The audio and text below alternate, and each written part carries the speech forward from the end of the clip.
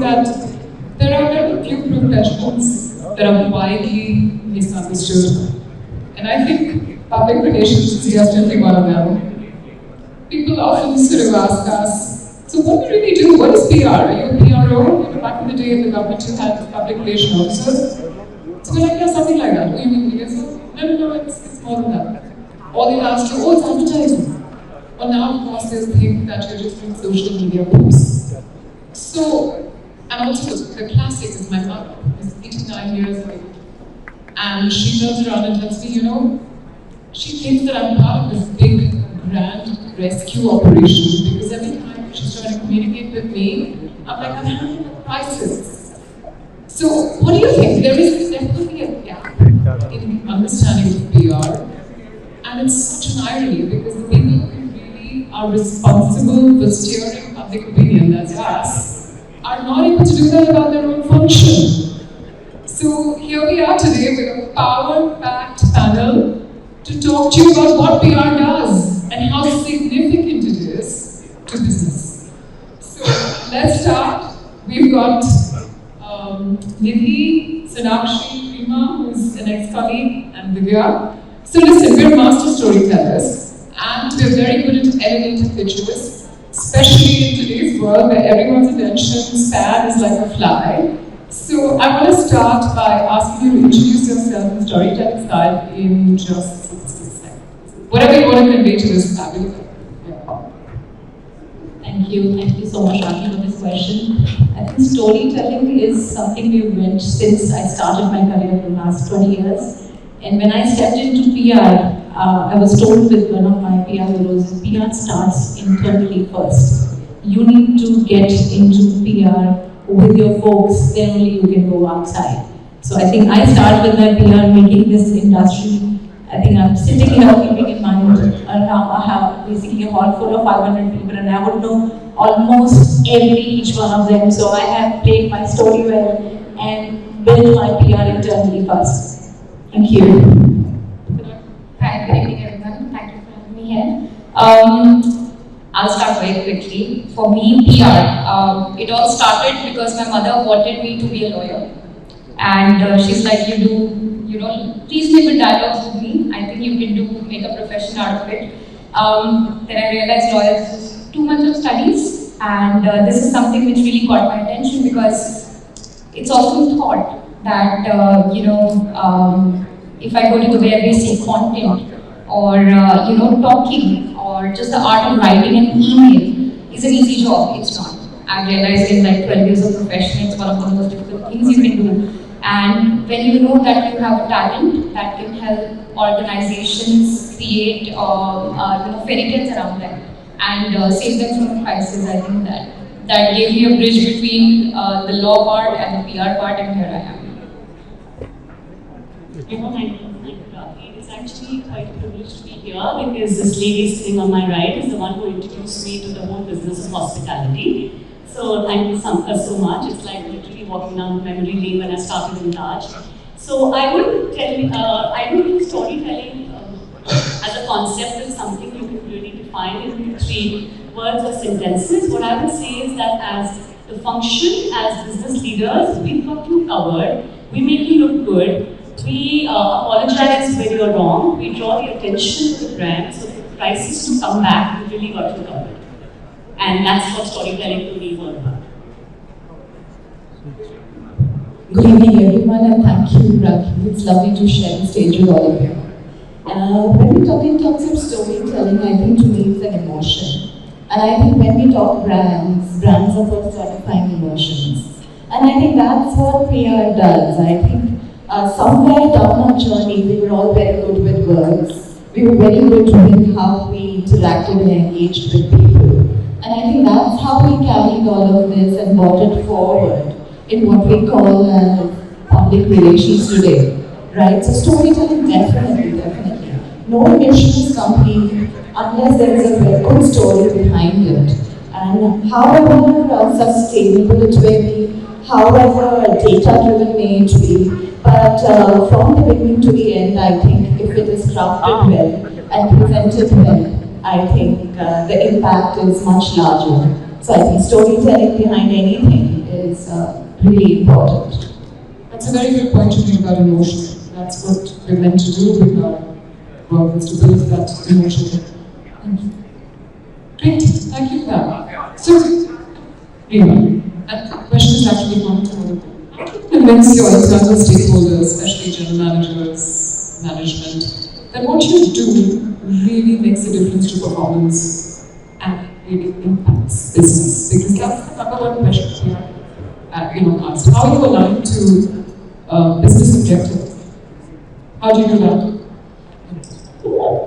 So with the global brand like Hilton, I have noticed a trend that there is an increasing acknowledgement that we are not functional leaders, we are business leaders, which means we actually teach and train and counsel on what kind of conversations people should have internally as well as externally, which becomes very important. Also, when it comes to the core foundation of laying, basically casting a mold on what people should say, what your internal, external people should say. I always tell them that, when it comes to stories, we will sell stories, we will tell stories, we are not going to sell products.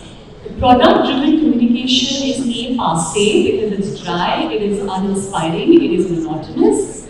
Tell us how to build narratives and we will tell us the business objectives, and we will align content to take the consumer on a journey. Now the journey can have any medium, it can be a physical medium, it can be a visual medium, but the journey nonetheless has to be taken. An emotional journey, a purpose-led journey, a value-conscious journey. So the whole paradigm of the journey that we take with the consumers has gone through an extremely seismic shift now. So it's not really difficult because they see a lot of value when they see the power of endorsement, the power of testimonial. It's like when people say that, okay, we see a lot of trust build-up happening, we see something positive when it comes to reportage happening. So the transition from a transactional function that we are used to be all about garnering coverages, good, bad, ugly, to now building trust and brand repetition has happened after COVID. Because in COVID, we all know the rules of engagement and the tools of engagement changed. And nobody knows that better than us PR professionals, because we had a huge task in hand to communicate with an audience when all normal channels of communication had gone through a great change. So there is an acknowledgement, and that becomes very simple as well, because then you foster a culture of collaboration internally. You are able to align different stakeholders as to talking a unified language, which has to be a unified story, a consistent message across channels. If I could add, and I think yes, I completely agree about how PR has notably transformed, in the times today. And especially post-pandemic, I think, if you go back and look at things, I think what we considered, say, new age media back then is today now become mainstream. And I think the consciousness towards this function really has grown. So initially, I think there was extreme resistance because people did not understand the value of what public relations really brought to the table. But today, with the new age media opening up and everybody being an influencer, I think hotels, general managers, and everybody particularly around us understands the impact that we bring about. Add to it a dash of artificial intelligence, a throw-in of ChatGPT and the data analytics now that we have. I think the entire gamut, the picture is really transformed. And I think, when there was a time we had to pick up the phone and really explain to somebody to say why we were relevant and important, I think today it flows very seamlessly. But yes, it's been a leap. And, so I completely agree that, we are in very interesting times now. And all good luck to all of us. Absolutely. Sonakshi, as finance that you're having your business value back to performance. Absolutely, Rakhee. I think for anyone in PR, it becomes extremely important that I personally feel that stakeholder management is one of our biggest roles that we are bringing to the table. Not just external, but internal stakeholder management, expectation settings. In addition to that, they should understand the value you bring to the table, right? If plans are not communicated or if plans are not executed, they are just PPTs at the end of the day. I think where PR person say steps in for any company is when those plans and the execution plans are simplified for a person. For someone in hospitality, my consumer is an extremely important stakeholder, but so is my hotel owner. Do they understand that why a marketing campaign or what a marketing campaign is adding to their business? If I'm able to communicate that, I feel that's a job well done. Hence, it becomes very important to keep everyone on the same page. I think to add, for example, internal stakeholders, whether Accor, I would say, or any brand, we're sitting four of us here, we all have different designations. However, but PR is our internal goal. So we started our careers where PR was only a piece of paper, or I would say a print advertisement. However, our relationship goes long way. I still cherish this relationship I started 20 years back and I'm still there. So PR will never die down. And whether it's internal or external consumers, they realize the importance of PR. Everything, I think, especially with the hospitality industry, where touching the people's heart and soul, PR is a big part of it. We will never die. Do you feel it's easier from when you started?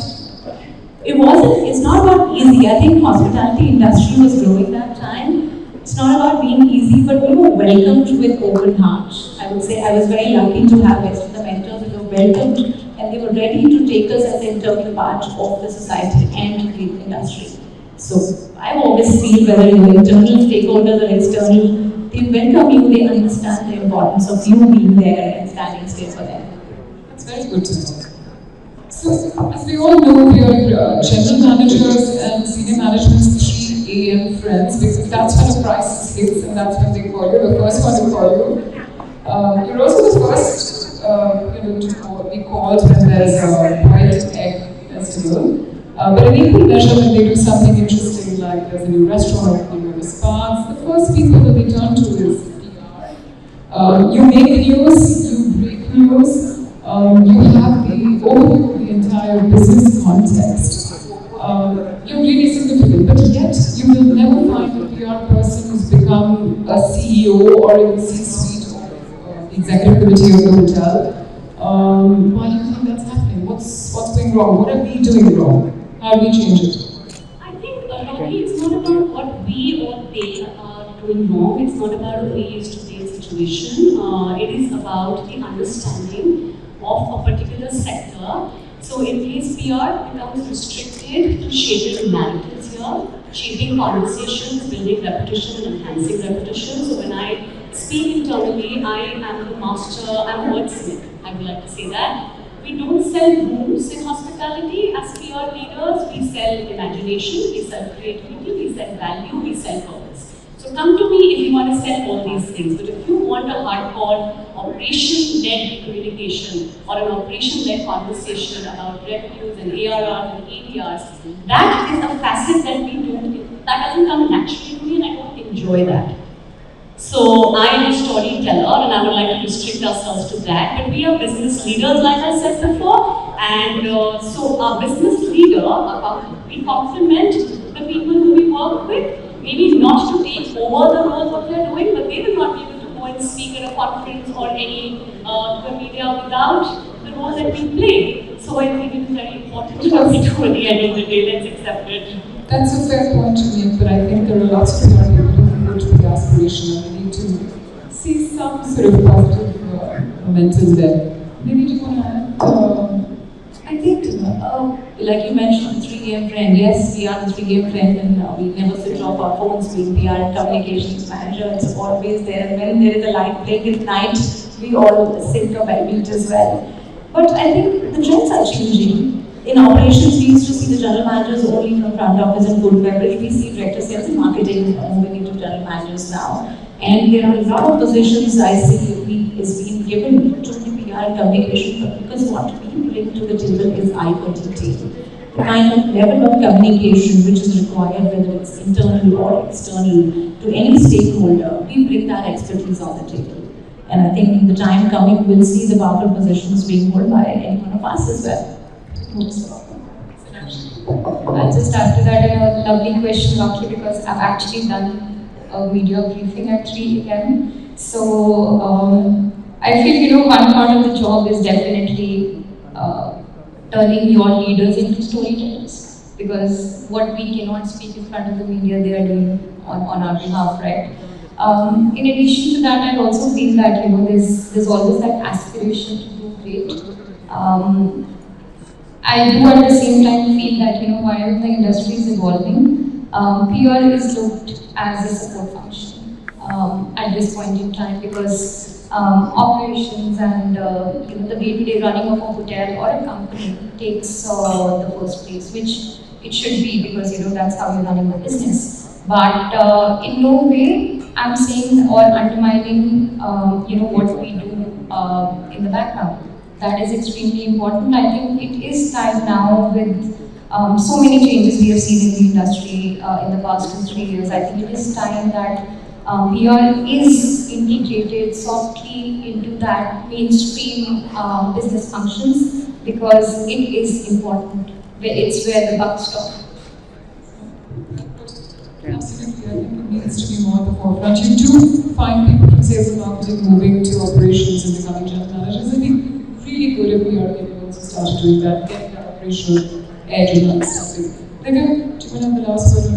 Yes, in fact, if I look at what we do, I think all jobs have their own relevance. And I like to think of us as image makers. So whether it's people, whether it's the brand or the product, I think some jobs are meant to shadow. And I think the first ones who know what's happening in the organization, right? So we not necessarily need to be out there, but we're still out there. And like Nidhi said, 24/7, round the clock. So I think I do definitely feel that we're special. That we are. Great. Coming to technology, everyone's talking about AI, so we must talk about it too. Do you think ChatGPT and ChatAI is replacing the good old content creation that we as PR folks would spend a lot of time doing, and now it's like so simple to get anything on ChatGPT? And how do you think digital is sort of helping us? That's a question we talked about earlier today. Is actually helping positional brands, considering everything is now done like short format and digital media. It's really become your go-to media for everything. So, do you want to talk about first ChatGPT and is it replacing content? Absolutely, absolutely. So I think there are some things that are meant to enable us, and I do while there is this whole debate on about AI and ChatGPT and the relevance of it and the authenticity of it. What's the level of plagiarism there, and how do we really go about it? So there is the pain and the boom side of it. But how I see it is, yes, it is a great tool. It helps enable us especially when we're handling crisis at most of the times. There are a lot of things that we're doing really, so it helps us add a lot of efficiency. So of course the primary job of all of this is content creation, but I think increasing efficiencies, bringing our conversations and communication to the targeted audiences. I think especially when you talk in terms of meta campaigns, etc. So whenever you're trying to really feed through your lookalike audiences, or you're really trying to understand what's the kind of audience mapping that you're doing in terms of the evolving customer that we're dealing with each day. I think these tools really come in handy, especially the kind of insights that they provide. Of course, how do we use it? I think that is something that each of us have to adapt to. I think it's too new for all of us, so each one is experimenting in their own levels. But I'd love to mention a couple of campaigns that I actually came across, which are using AI as a backbone of a PR campaign. I think Coca-Cola is a fantastic example. When they went about with a campaign to reach out to their audiences, to understand, over social media, so the social media conversations that they were trying to really tap, where they were trying to understand what drink of theirs, what kind of emotion, to their DG. And after which then we adapted into advertising, and I think it was fantastic. So if you talk about, how it's been, sort of interwoven into our, company objectives, and if we're able to really do that, I think it's fantastic, I think MasterCard has also done something similar where they've tried to, do some kind of a loyalty or rewards activity where AI chatbot was used, to try and understand what kind of rewards need to be thrown to their particular teaching. So I think, yeah, these are wonderful technologies. I think it's really early for us to understand how do we, bring them into our day-to-day lives. I mean, just creating content which is a copy-paste of what ChatGPT throws to us is not really what we need to do, but how do we personalize it and use it to our advantage is what we all need to learn today, I guess. I have a different point of view here. I think AI, ChatGPT, storytelling, there is expertise in expertise, industry and sectoral expertise, but ChatGPT or AI actually cannot take over. So my dependence towards these tools are going to just lie as an enabler and not to replace imagination or compassion or empathy, which is where the master narratives come from. So I've grown in a world where I still feel that Surf Excel, Dal Dalchine, Maggie, the Amul Massacre, these are one of the most legacy brands. They have stood the test of time. We still look up to them, and they did not need a tool. They just needed pure, plain, behavioral understanding, human connect, or being able to relate to any consumer, whichever age, and responding to what is happening in the environment and society today. And that's my go-to campaigns when I look at inspiration or inspiring campaigns which have really been timeless. How is Radisson using AI to augment your life? Definitely not with the hotel network of 115 operational hotels. It is an enabler, but I will absolutely echo the thoughts. ChatGPT replacing us, that will never happen. ChatGPT doesn't come with a heart and doesn't know how to storytell. So coming back to Radisson, definitely a lot of digital push when it comes to PR and marketing both. At this point in time, I think all of us need to look beyond the typical billboards, right? For example, and Mr. Saxena, R&D, he calls us a big data company because we have that sort of data from people to understand what are the preferences like. For example, post-COVID, we realized that people love taking quick distance drives where they can find a nice hotel, spend time with their family, have a nice vacation. You will see one of our latest marketing campaigns is about drivable distances because there's a Radisson every 4 hours in India. So it just becomes a way that that digital push helps us see how our stakeholders are operating, what are their requirements, what are their demands, and basically what we are doing is understanding those data trends, weaving our stories around that, and basically keeping that as our DNA whenever we are going out to our stakeholders. What does Accor do? How do you see the incorporate AI, data science, trends? What I believe is digital is an add-on to PR. We always believe the content is important and the content is king. ChatGPT or AI will not, can definitely can't replace us. I completely agree with Sonakshi said. But at the end of the day, they are making us closer to our target audience. When I used to give an advertisement, we were very happy it's a full page advertisement in the front page, but we did not know whether it's actually reaching to the right target audience. Digital world today is giving us an opportunity to be closer to our target audience and the people we really want to be reached to. So it's an additional, I think, I would say a blessing for us, especially for the PR and communications people, wherein a digital world is giving us another opportunity to grow ourselves, create something different for our customers, because now we know them. We know exactly what they want to hear from us. We know exactly what they like for our brand. So we develop the content as per required. We're not shooting in a dark. We're just making sure that our content is really reaching to the right audience, and that's what in Accor we are developing. We ensure that whatever content is developed is for our target audience, and we make sure that they are being reached well. So it's a tool, it's an enabler, it's not the real deal. Okay. So my last question, what do you think is the future of PR? Because everyone will tell you that it's now all about digital media. Advertising is supposedly dead. People say it's dead because not many people are advertising. You don't see that much advertising on digital first campaigns. It's all paid editorial, as we all know, except for BW, hopefully it will remain like that. But what do you think is the future of PR? So, honestly speaking, if you look at the entire journey, how traditional PR is now really merged with new age media, and everything is.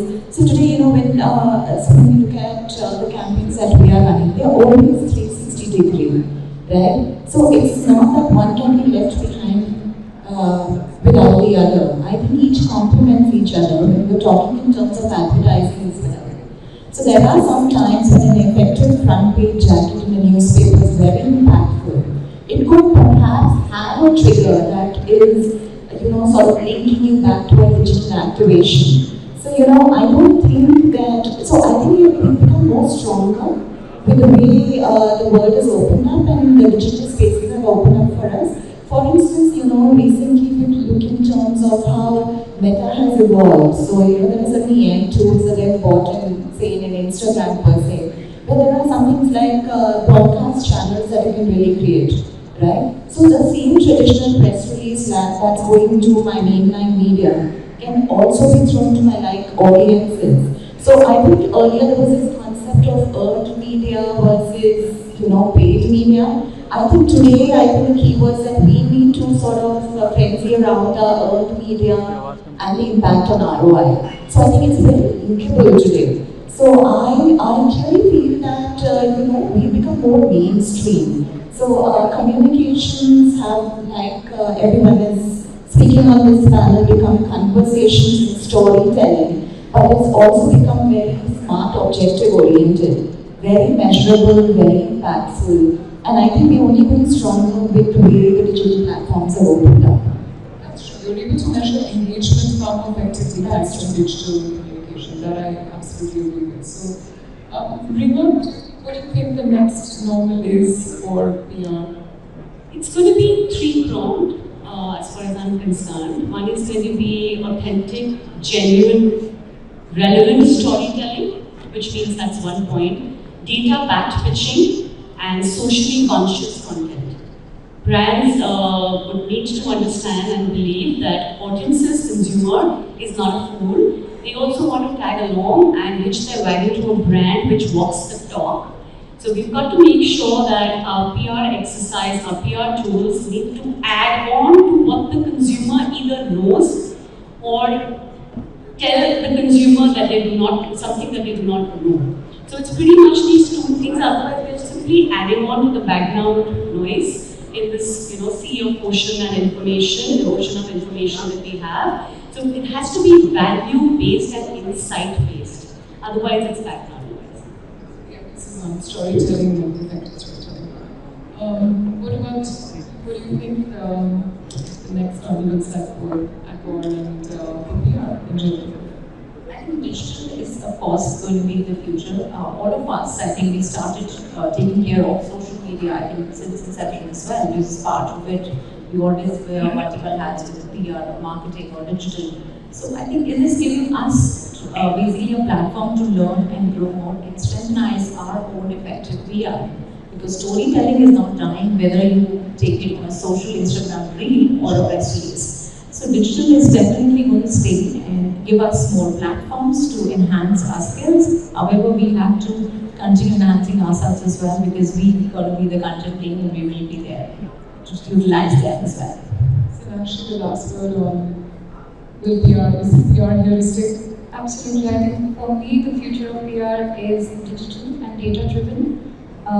Future of PR is to be more integrated with the boardroom, and making PR an essential system. I hope all the stakeholders are listening. And third and the most important one, Rakhee needs to be very honest and coming from the heart. I think that's what makes the difference. More authentic, more purpose-led, obviously with the whole storytelling sort of moment. I agree with you all, and I think we're coming to a close.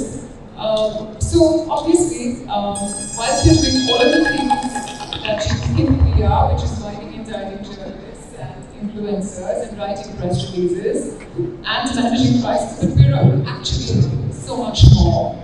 We are trusted advisors, we are counselors, we're actually a very serious discipline, like lawyers, architects and accountants. And I don't know if you know, 30% of organizational value actually comes from reputation. And ladies and gentlemen, these are custodians of reputation. Please put your hands together for the PR power of the industry. And clearly,